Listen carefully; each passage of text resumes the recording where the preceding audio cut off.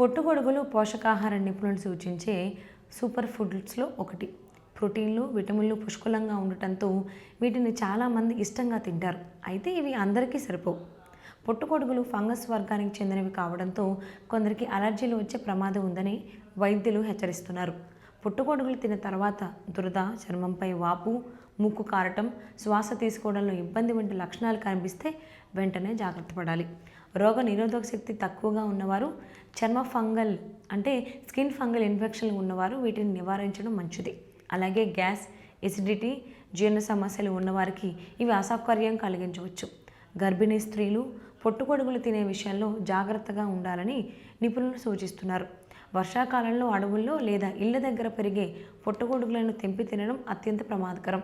కొన్ని రకాలవి విషపూరితమైనవిగా ఉండొచ్చు. కాబట్టి గుర్తింపు పొందిన షాపుల్లో దొరికే పొట్టుగొడుగులను మాత్రమే కొనాలి. వండే ముందు శుభ్రంగా కడిగి పరిమితంగా తీసుకుంటేనే ఆరోగ్యానికి మేలు.